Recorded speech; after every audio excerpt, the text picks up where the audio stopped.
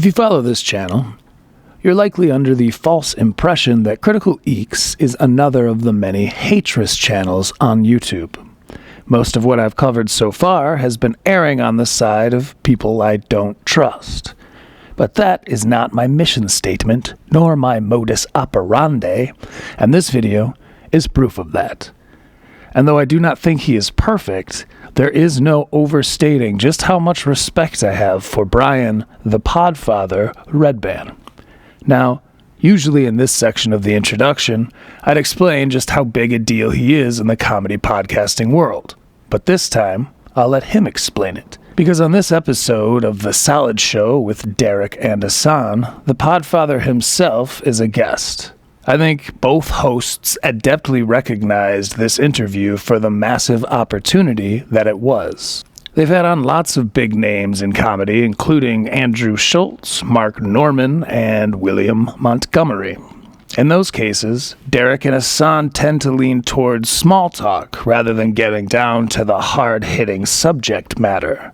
But when Redban came on, Deric and Ehsan really ran with it and encouraged him to tell all the stories that he could, which is what inspired me to sit down and write up this script. No, not yet.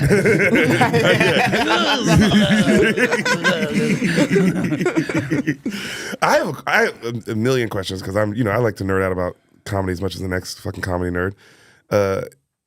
Do you remember when Rogan even approached you with the idea for podcasting? Yes.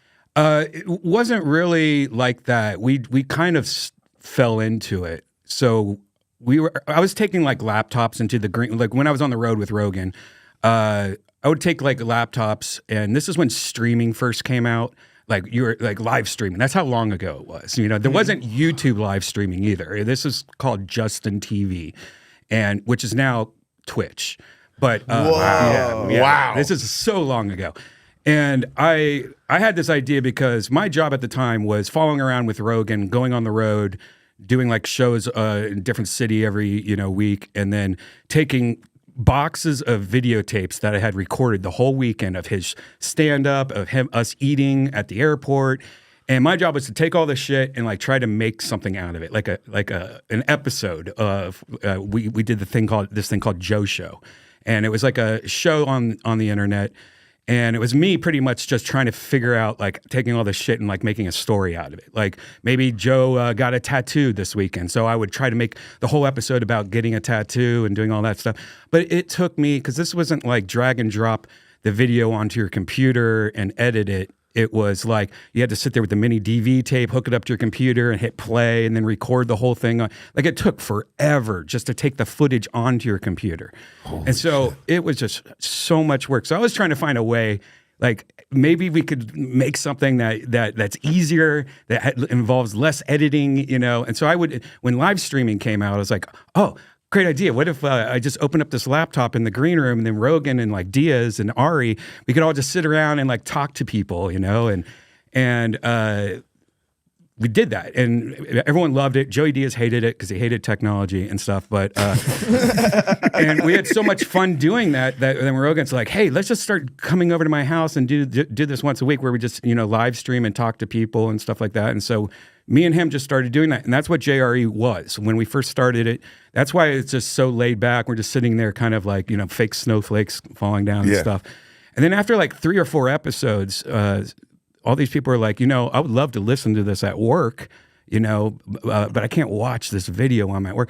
So I decided to take the audio off of that and make it a podcast. Because this was like podcasting. There was like a few people that did it, but it wasn't really that big of a thing. But it was a way to take audio, and then like people could download it on their iPods and their iPhones and stuff like that. So right out of the gate, they start discussing not only the birth of the Joe Rogan experience, but the climate around the dawn of podcasting itself as an art form. They break into some talk of fleshlights and stuff because that was JRE's first sponsorship. Go watch the show itself and subscribe so long as you've done that here on Critical Eeks. Also, quick shout out to Deric, Ehsan, and the unsung hero who's most likely to see this, their producer, Val. Thanks for being cool about the length of these clips. The story has to be critiqued. Critical Eeked, if you will. Because not only did Redban start the JRE, he's also responsible for another staple in contemporary comedy. A story that you, if you're watching this video now, have probably heard before. That's so fucking cool. So that a year in, you're or a couple years in, top of Apple. When did the guest rotation start? Well, we already started that pretty early on, maybe like within the first couple episodes, and it was just the gang that the boys yeah. that we would go on the road with. So it was like Ari, Duncan, at the time was Joey, those three. Then I think maybe Brian Callen and Eddie Bravo would join us and stuff. But it was just pretty much our group. I remember the first time. When I think Tom Segura, or meeting Bert Kreischer for the first time, and he did like that machine store. God, it's our fault, you know. That we could have saved everyone's ears. And you were meeting him that day? Huh? You met him that day? Yeah. When he did the machine on the podcast, that was like the first time ever meeting him, and I remember like, who's this guy, you know. Bert Kreischer's story, The Machine, is as notorious as it is famous. Bert made a career out of that story and molded his latter stories to be much like it. I'm going to do a review of Bert's most recent special, Lucky, but for now, let's get back to the solid show. It was fun, man. It was because it started. The big thing is that we, you know, when you used to go on the road, we would have to fly in early and do radio. Yeah. And that sucked, you know, because because I had to film it all. So it was like, would fly in at 4 a.m, would go to a radio station. I'm just like half awake filming Joe at this radio station.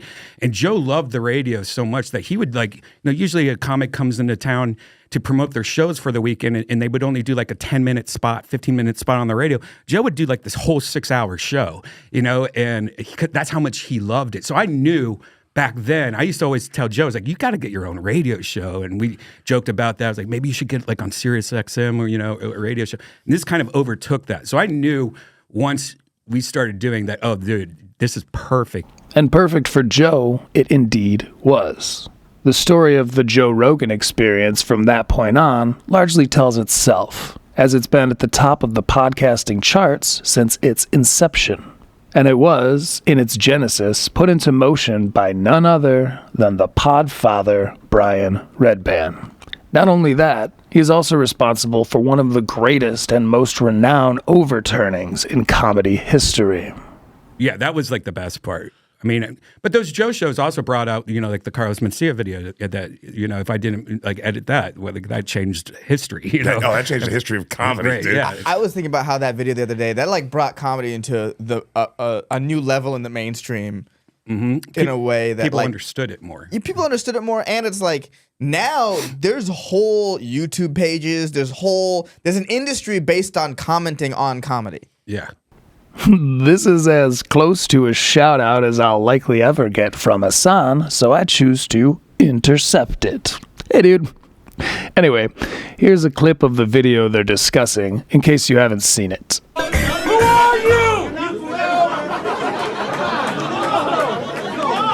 I'm somebody important enough that he had to end the show by saying Carlos Mencia. That's who I am. You don't know how difficult it is for comics. You don't know that nobody supports comics. You don't know that nobody. If someone steals a riff from a song, that shit's in the news constantly. Motherfuckers steal shit and make it on HBO. They steal shit, they put it on television. What are you saying? Listen, I know He's saying that you're acting like a little bitch. No, you're not saying that. Yes. You're agreeing with me, motherfucker. They're not agreeing with you. They don't even know what the fuck I do. They don't even know what the fuck I do. They don't know shit. You just talk shit. It's easy to say you steal shit. I could say you steal shit, but I don't, because I'm not a little bitch. No, let me tell you what I think. I think that every time you open your mouth, you talk about me, I think that you're secretly in love with me because you can't shut the fuck about me. That's what I personally fucking think. You always open your fucking mouth about me. You always say what the fuck you want about me. You never shut the fuck up. This narratively important cacophony goes on for about 10 minutes, but in summary, Carlos Mencia was huge at the time.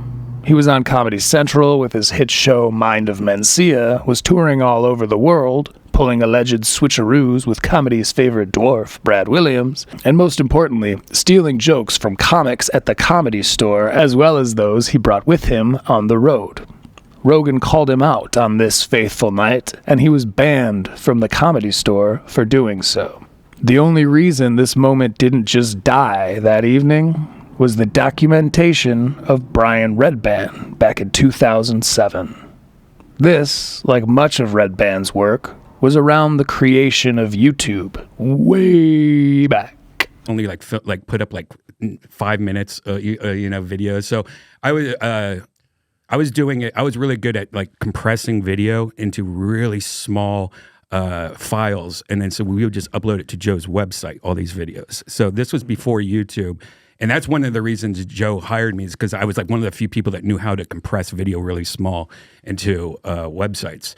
So it wasn't even like a YouTube thing at that point. Honestly, I can and likely will do a whole breakdown of this story with Mencia, but let's stay on subject. I'm going to move on and point out that although he didn't record this one, Redban is in possession of another legendary moment, quote, on CD somewhere. I mean, the Mencia Rogan thing. He gave me one, because like me and Jeff were really close. He gave me one, and I forgot. He gave it to me, and I have it somewhere.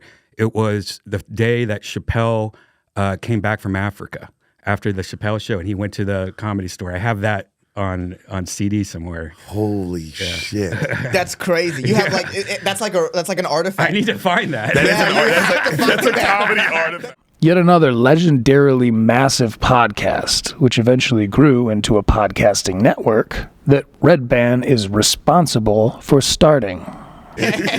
Wow. So during this time, Joe's now taking off. He's bringing on scientists. When does the Segura, your mom's house thing start, and how does that start? So that happened pretty early on, because what happened is we were doing it in Joe's bedroom apartments, or his office at his house, and there was some guests that like Andy Dick that he didn't want really over at his house, and so Totally. Quick pause to ask if you're interested in a video based around Andy Dick. As of writing this, his Matan interview just came out, so he's on my mind and I'm curious about his history.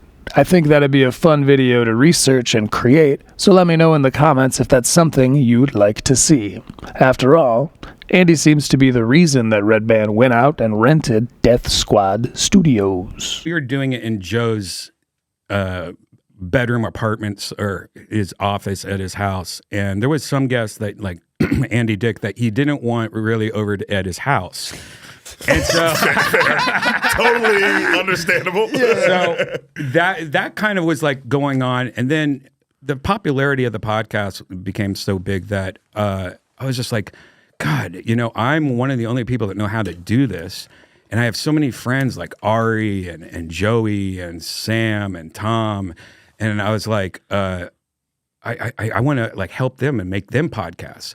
So I had this idea to do a podcast network. And my idea was it would just be called Death Squad, and all the podcasts would be under one umbrella. So that instead of all these people trying to hunt for every show, you just subscribe to one podcast and you get all the podcasts that are under Death Squad. So I just came to all these guys. I'm like, some like Tom didn't want to do it for the longest time. I remember Joe Joe really was like, just let Brian do this podcast. Trust me. And, we started off doing podcasts at my bedroom. I made a studio in my shitty small apartment in Burbank. And like the first episode of Your Mom's House was on my couch in the living room. And my cats are like on, like on them while they're doing the show. Tom Segura, who's internationally famous for his podcast Your Mom's House and his stand-up comedy, had to be convinced to do his show. Let that sink in. A multi-million-dollar podcast which evolved into its own network of shows was something that Redban had to persuade Tom Segura into doing. Redban was that ahead of the times, whether he knew it or not. But then after having Andy Dick on my at my house, he kept on going into the bathroom like every 10 minutes during the show and stuff. And I'm like, man, I need to find somewhere else to do this. I don't want Andy Dick at my house. So And that's when I got the studio at the Ice House, and I rented out this room. And by the way, again, all out of my pocket. All of this was like me, like all the money I was making working for Joe, all, like my savings was paying for microphones and cameras and rent now at the Ice House, all coming out like out of my pocket just for free. And I would edit. I didn't have any employees. I would sit up and set up the cameras. Then afterwards, I would edit it all, and then I would upload it all in my free time. Now, at one point, I was doing 11 podcasts a week. And I literally had I would just do JRE during the day, go at night, go all the way to Pasadena, do like 3 podcasts over there, then go home and then edit JRE and all the podcasts and then upload everything. And so I was like, literally, that was my life 24/7, was doing all that. Tirelessly working to keep his idea alive, Redban single-handedly kept that candle burning on his own dime. And we haven't even gotten to Kill Tony yet. Episodes that we ever did with Brody. My favorite Brody moment, episode 1 of Brody's podcast, Brody was like, all right, Brian, I want to invite 2 of my friends. And I'm like, okay, who you invite? He's like, Benji, you know Benji? And I'm like, oh, I love Benji. Benji's a good friend of mine. And he's like, and Tony Hinchcliffe. And I'm like, wait, Tony, why does that name sound, oh, fuck. Is that... I was dating Esther at the time, which was Esther Pavitsky, Lil Esther. Lil Esther. And Tony had dated her for like 4 years or something like that. And I didn't know who Tony was. I had never met Tony. Like, I don't know who he was. And so when Brody was like, I want Tony Hinchcliffe, I was like, oh, fuck. That's the guy. He's like, he's a good friend of mine. I'm like, all right, well... This is going to be awkward. Esther, you're going to have to hang out in the bedroom while this podcast is going on. That's how y'all met? Yeah. What? Did you know that? No, I had assumed y'all just met at the Comedy Store or whatever, No. but you had stopped going around the Comedy Store at that point. Yeah, we were banned. All of us were banned because of the Carlos because of the Mencia Mencia thing. Pause. Previous to this research, I had no idea that Redban was also banned from the Comedy Store because of the Mencia thing. This is me connecting dots here, but I believe that fact has shaped not only podcasting, but modern entertainment as we know it. Hell, given Rogan and Hinchcliffe's involvement in President Trump's campaign of 2024, it's fair to say that Redban helped shape the fate of the literal world. Now that seems like hyperbole, but as you do the math, I'll go on to say that Redban had all the time in the world and still loved the art of comedy. Him being banned from the Comedy Store is why he had all that time to work, as he put it, 24/7 on creating his own network.